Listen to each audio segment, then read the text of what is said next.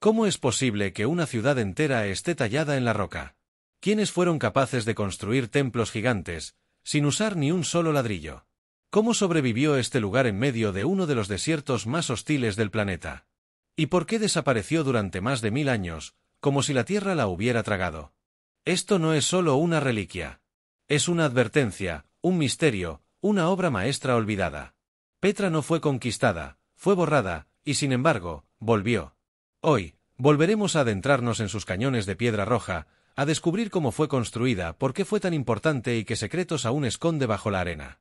Prepárate para cruzar el desfiladero del tiempo y descubrir Petra, la ciudad esculpida por el desierto y silenciada por la historia.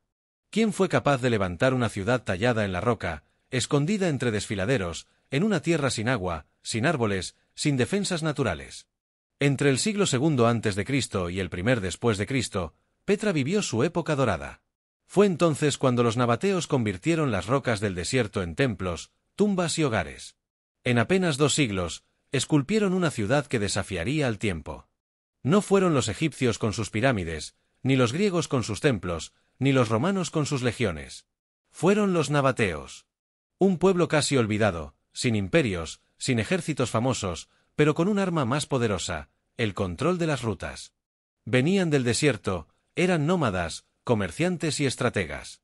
Aprendieron a leer los vientos, a seguir las estrellas y a ver lo que nadie veía, que el desierto no era un obstáculo, era una autopista de riquezas. Traían incienso del sur de Arabia, seda de Asia, perlas del Golfo Pérsico, especias de la India. Y las caravanas, enormes, pesadas, lentas, necesitaban un lugar seguro para descansar, para comerciar y para vivir. Ese lugar fue Petra, no una ciudad cualquiera, sino una joya secreta entre las montañas. Los nabateos no impusieron su cultura, la absorbieron. Sus templos tienen influencias griegas, sus tumbas ecos de Egipto, y su escritura rastros de Arabia.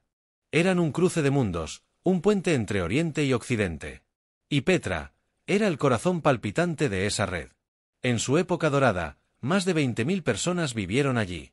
Comerciantes, artesanos, sabios, todos protegidos por las montañas y por una economía basada no en la guerra sino en el intercambio. ¿Cómo se construye una ciudad sin levantar muros? ¿Cómo se crean templos gigantes sin cortar bloques, sin transportarlos, sin grúas? La respuesta está en la piedra misma. Petra no se construyó, fue tallada directamente en la roca, de arriba hacia abajo. Con martillos de hierro, cinceles, y una paciencia que hoy nos parece imposible. Allí no hay columnas puestas, hay columnas liberadas del corazón de la montaña. No hay fachadas añadidas, hay obras maestras que fueron desenterradas del tiempo con cada golpe de cincel. El tesoro Alcazne es el emblema, una fachada de casi 40 metros de altura, esculpida entera desde la roca viva. Ni una piedra fue movida. Todo fue hecho allí, en silencio, al borde de un abismo de polvo y viento. Para esculpir tan alto, empezaban desde arriba. Los artesanos tallaban directamente desde la cima de la pared rocosa, descendiendo poco a poco. No usaban andamios ni grúas. Esculpían la fachada como quien va vaciando una montaña, dejando al descubierto la forma que estaba oculta en la piedra. Una técnica tan arriesgada como precisa, donde un solo error podía arruinar años de trabajo. ¿Por qué hacerlo así? Porque los nabateos sabían que en el desierto todo desaparece, todo menos la roca. Y Petra no es solo el tesoro, hay más de 800 monumentos esculpidos, templos, tumbas, altares, teatros, viviendas. Era una ciudad completa, tallada con precisión y arte. Los colores de la piedra cambian con el sol, del rojo al dorado, del púrpura al gris, del fuego al silencio. En Petra, el desierto no fue el enemigo, fue la materia prima. Pero no basta con tallar una ciudad. Hay que alimentarla. Y Petra está en una de las regiones más áridas del planeta. ¿Cómo sobrevivieron? ¿Cómo vivieron miles de personas sin un río cerca, sin lluvias constantes? La clave fue el agua. Los nabateos fueron ingenieros antes que arquitectos. Conocían el comportamiento de la lluvia, de las rocas, de la tierra. Cada canal, cada cisterna, cada represa, era parte de un sistema hidráulico avanzado. Captaban cada gota de las lluvias esporádicas. Canalizaban el agua desde las montañas. Y la almacenaban bajo tierra, protegida del sol. Bajo Petra, hay kilómetros de canales ocultos. Túneles excavados. Desvíos artificiales que impedían que la ciudad se inundara en caso de tormenta. en un lugar donde nadie más podía vivir. Ellos prosperaron. La ciudad era invisible para los enemigos, pero autosuficiente para los suyos. Cuando todo fallaba, Petra resistía, porque dominaba el recurso más valioso del desierto, el agua. ¿Cómo se pierde una ciudad entera? ¿Cómo un lugar tan grandioso, tan avanzado, tan bello, puede desaparecer durante más de 1000 años? La historia de Petra no termina con gloria. Termina con silencio. Durante siglos, la ciudad prosperó. Pero lentamente, el mundo cambió. El comercio dejó de pasar por sus rutas. Las caravanas buscaron caminos más rápidos, más seguros. Y Petra empezó a quedarse sola. Luego vino Roma. En el año 106 después de Cristo, el emperador Trajano absorbió el reino nabateo. Petra se romanizó. Se añadieron columnas, teatros y plazas. Pero su corazón ya no latía con la misma fuerza. En el siglo IV, un terremoto brutal sacudió la ciudad. El suelo tembló, los canales se rompieron, las cisternas colapsaron.